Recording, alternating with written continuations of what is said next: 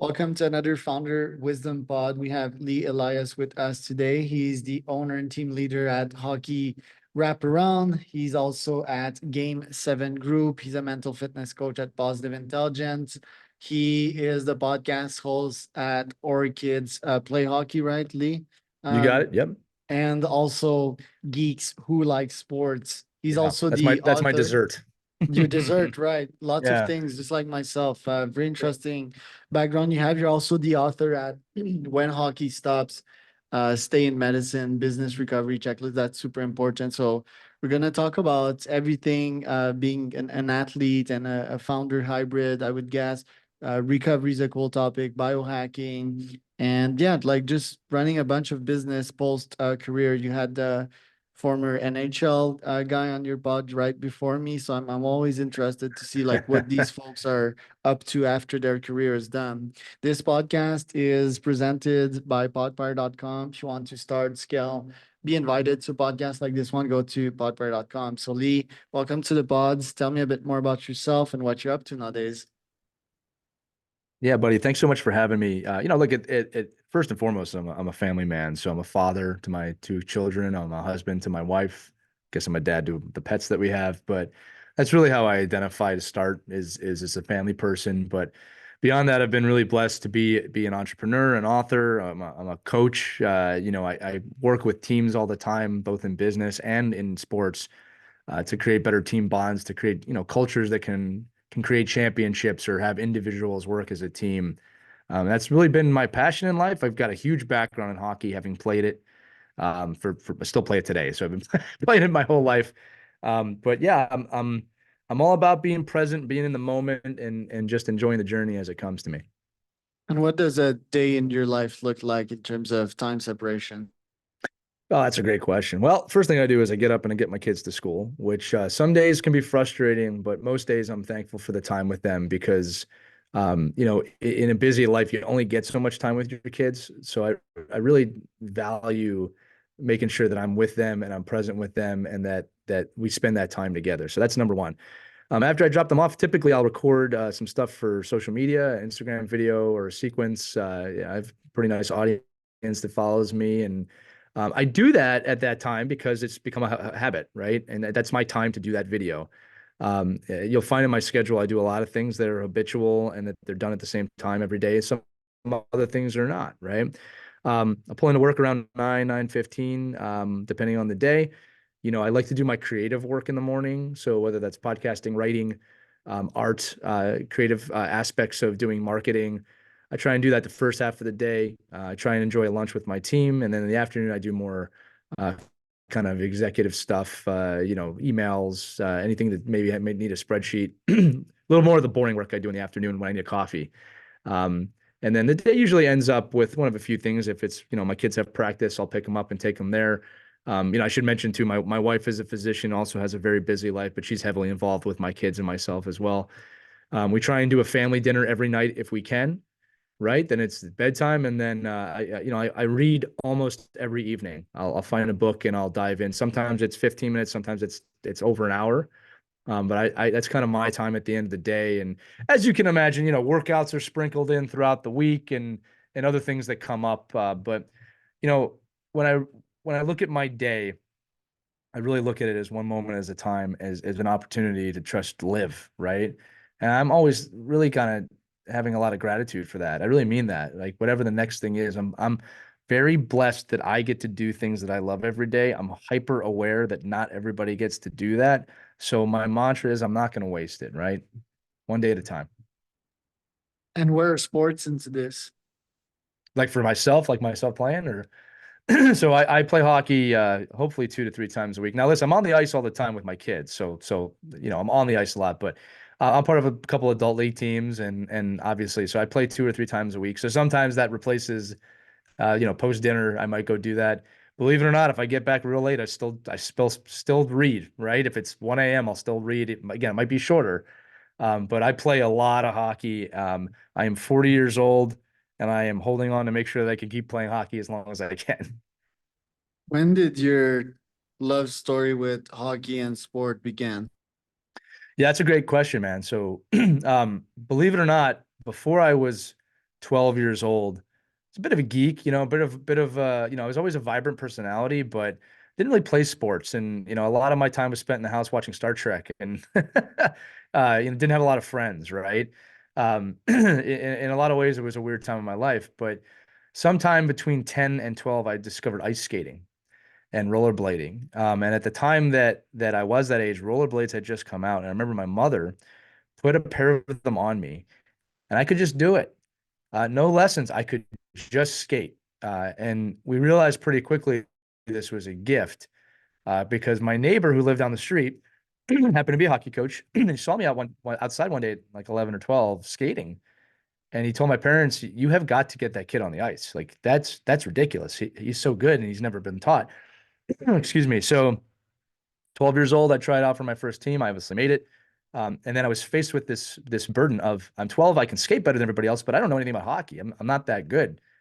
So I had a coach my second season, third season, sit me down for an hour before every practice and really teach me the game on a whiteboard and really explain things and teach me. And I loved that so much. I just loved it.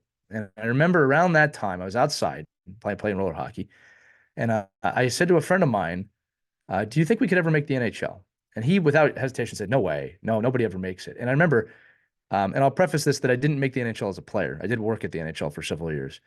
But I remember this thought crept into my head of, but someone's got to do it. Someone's got to try.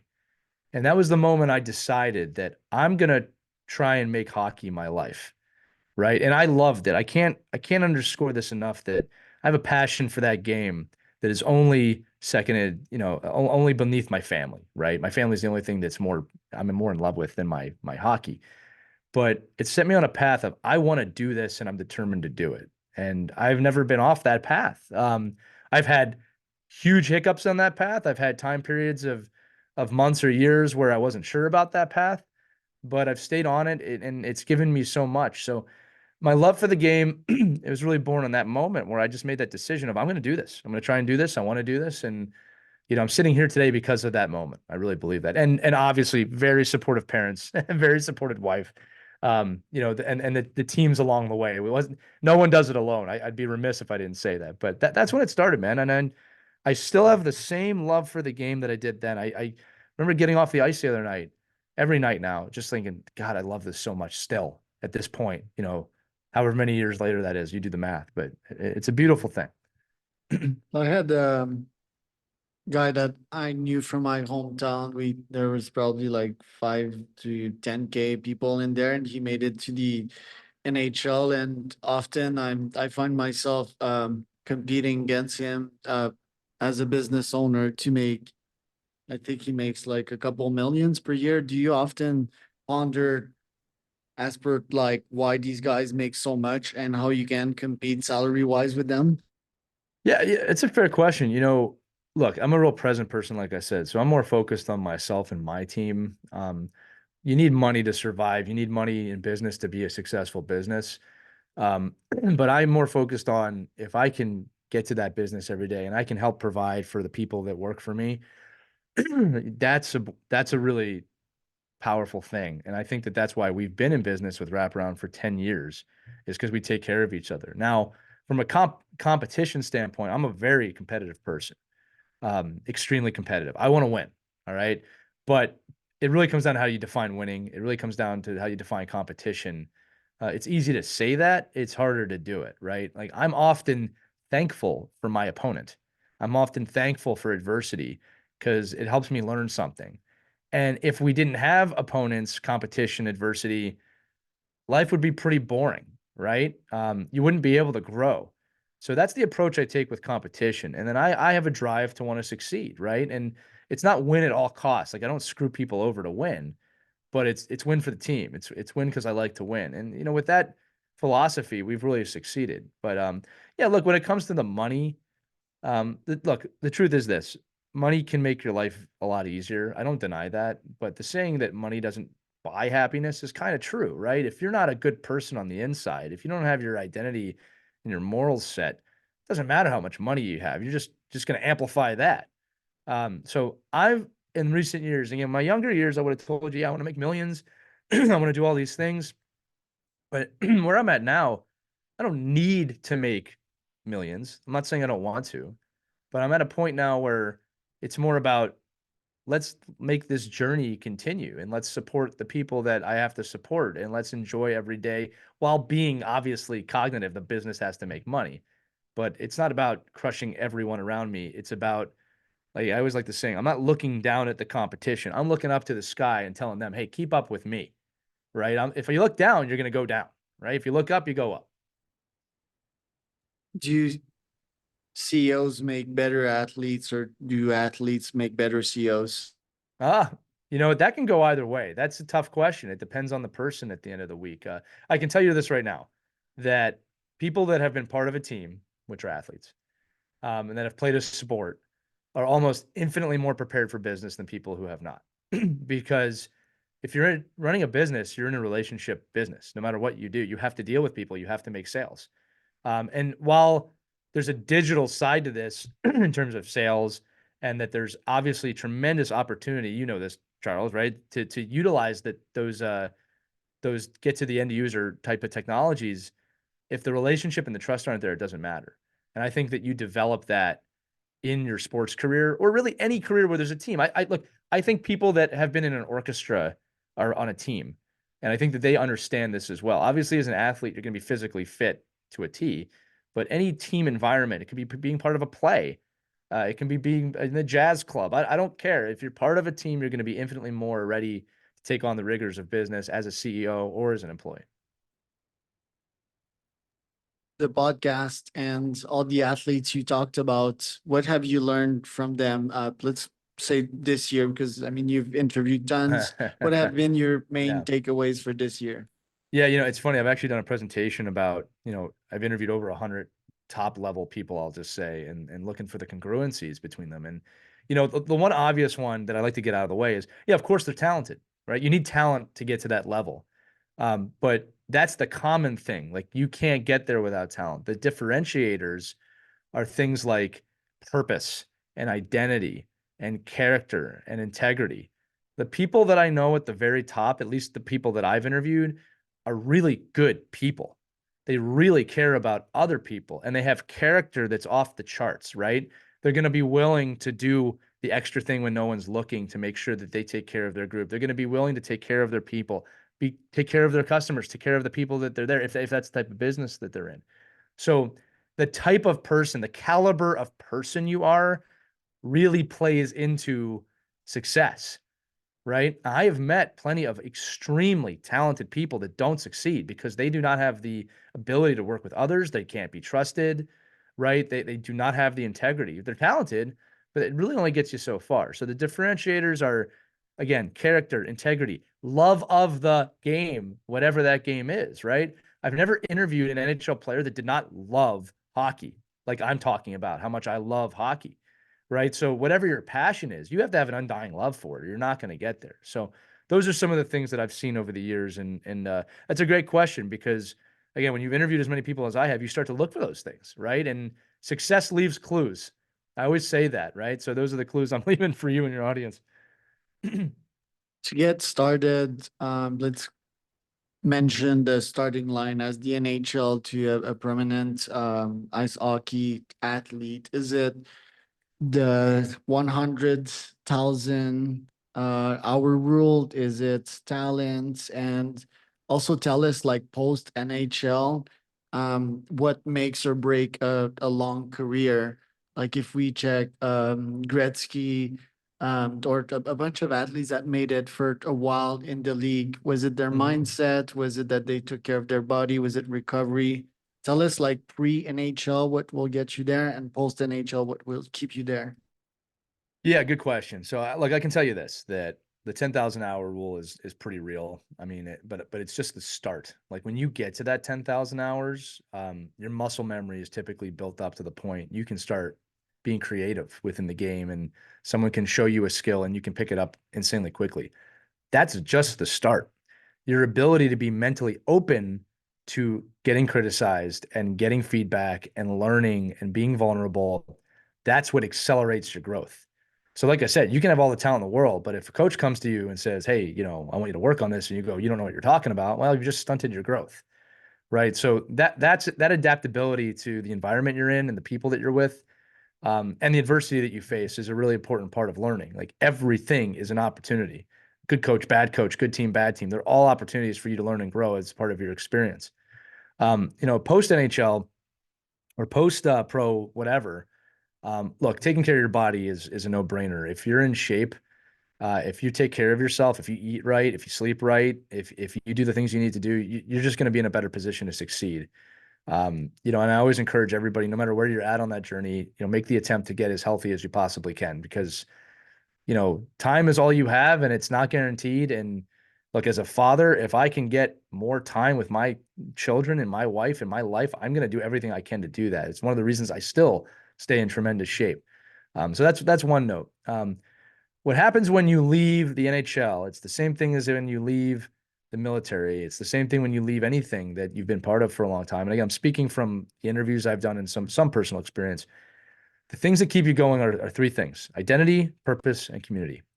And when you leave, the NHL, this is what the guys have told me, you basically lose all three immediately. Your community, your team is gone. Your identity, you're not a hockey player anymore. And your purpose is, if it was trying to get the Stanley Cup or something like that, gone. All three of them gone. And it can be a really devastating, depressing place. So I always tell people, again, veterans, it could be anybody that's about to transition out of something like that. You need to make sure you find a way to replace those or explore them in a different way. And I think that the guys that do that and maintain a community and maintain purpose and identity really succeed. You mentioned Wayne Gretzky. Now, Wayne Gretzky is always going to be the first man of hockey forever, right, for the rest of his life. So his identity and purpose are rooted in the game, and his community is so large that I don't think that transition was too hard for him. I mean, he tried coaching, it wasn't for him, but he's still involved in the game. But when you think about the second, third liners that maybe aren't the names on the top of the head, when you think about the hockey, some of them are incredible business owners, and they've brought the same dedication and determination that they displayed in the game to those businesses and created their own community and purpose and identity. So no matter who you are listening to this, CEO, young person, athlete, community, identity, and purpose, you need to know what those are in your life if you really want to move forward at all. And if you don't have those on in your life, try and find them or talk with someone who can help you find them because, it really is what makes life worth living. And life is worth living no matter where you're at in your life, right? Just find someone that can help you on that path. We've also seen various athletes struggle. They party, they get drunk, they get hangover, they do drugs. They're still trying to find themselves. Maybe they thought that making it through the NHL was gonna change their life. It didn't change Right. it that much. The psychology is still the same up there. Right. What do you have to say about athletes' mental health? Well, mental health is of extreme importance. I'm a mental health coach, as you know. There's a reason I'm involved in that. Look, the mind and the body must work together, and sometimes the body has to push the mind when it can't move anymore, and sometimes it's vice versa. But the truth is this: we all know how to stay physically fit. Even if you're not physically fit, you know how to get fit. You got to eat right. You got to work out. You got to go to the gym. You got to do the reps. Well, your mind works the same way. You got to do right. You got to feed your mind the right things. This is why I read every night. You got to do the reps. You got to practice being mentally fit. There's a lot of different ways to do that. You got to find the machines for your mind, if you will, that work for you. It's different for everybody. Not everybody goes to the gym and does the exact same workout. Sure, but we know we need to do cardio, we need to do weightlifting, but everybody does that a little bit differently. Or playability, right? So your mind is very similar to that. And I find most people spend almost no time on their mental health and mental fitness. And I think that that's something insanely worth visiting and investing even money into to stay mentally fit because you can't do it without the other. And in terms of the athletes that go off the deep end, it goes back to what I said before about money. It's, money does not, it only amplifies where you're at. It doesn't make you a better person. So if you're a crazy person with low mental health, low mental fitness, and you're into the excess, money is going to amplify that. With that said, if you have high morals, high character, high determination, money will amplify that. That's why I say money is not always the answer. It is important. You'll never hear me say it's not important. Some people say it totally matters, right? Totally matters. You want to make as much as you can, but it's not a solution, right? It's a reward for doing things the right way. You spend lots of time with your kids and other kids. How do you teach a young mind to be successful in this game? It's a funny question, man. The young kids are better at it than the adults. And there's a lot of reasons for that. So kids tend to be pretty present moment, meaning that, you're living 1 second at a time. And for lack of a better words, they don't carry a ton of baggage, right? They don't have 30, 40 years of life behind them. So to teach a kid to be mentally fit is just about planting seeds gently about accountability and communication and trust. And they really get a grip on it for their age. So I actually find it's easier to teach young kids. It's when you get older and you do carry things with you that you kind of have to unpack or unload. That's actually when it's a little more difficult. But the truth is this great saying that I always say is that when the student is ready, the teacher will appear. And I think it's all about you got to meet people where they're at. You got to meet an 8-year-old at 8 years old. You got to meet a 16-year-old at 16 and a 50, 70, 80, whatever. You got to meet them where they're at. Even if you don't understand where they're at, you have to have some understanding of they can only understand what they can understand. So that's how I do it. But yeah, I always shock people with that. The kids are better at this stuff than the adults. The podcast and all of the ecosystem that you're building around hockey, sports, coaching, mental fitness. Tell me the economics of it, So does the podcast bring you leads? Does it Mm. bring you inspiration or ideas to implement in your business? And yeah, like I saw a couple of offers on your website. Apparently, you offered, yeah, coaching for training camps for full seasons Hmm. and so forth. Tell us about like your full business ecosystem. Yeah, ecosystem is totally the right word. I mean, one of the best investments or things I've ever done was to bring on a community manager full time, which at the time people told me was crazy because they can't get an ROI on that. But the ecosystem is this: I'm building always a community, right? A place for people to go. They can come and go as they please, but I want them to know what I stand for and what I believe in, and I welcome them in. These are customers, these are experts, these are the people I interview. This is my own team. But I find, buddy, that most people want to be part of a community. And that goes back to those three things that we talked about just a moment ago. So, the time delegation can flow. There are sometimes I'm doing more podcasts than writing. There's sometimes I'm doing more writing than speaking. There's times I'm doing more speaking than selling. I kind of ride it like the ocean. I go where I'm needed to be because I trust my team wholeheartedly. And I am always building a community and I lean on them when I need to. A lot of the conversations I have on my personal Instagram is about mental health, mental fitness. Sometimes it's about fun things like sports and things that are going on. But I think we've created an environment where people can come, understand that trust is the foundation of that environment and build from there. How does that affect sales? I mean, think about it. Trust, things, the words I've said, community, belief, the team, the products, obviously the value. We are heavy on providing value. The products I make at the product company are extremely high quality and value. So I take the time to build the trust. I take the time to educate, and I will take the extra time to make sure someone's comfortable to make that purchase. If you only run for the sell, sell, sell, sell, sell, you might get it, but they're gone. All right. So my investment into the individual I believe is the key to that ecosystem having success. And that is why I do all the things that I do. Love it. Where can people find out more about you, Lee?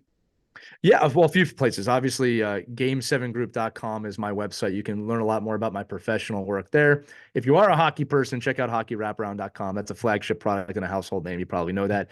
But I love it when people join me on my social communities, specifically Instagram. It's at Lee MJ Elias. That's Elias. And we do a lot of fun things on there with people. It's just it's a good group to be part of. I know it's my name, but I love interacting with the audience on the posts that I do and the people I get to meet.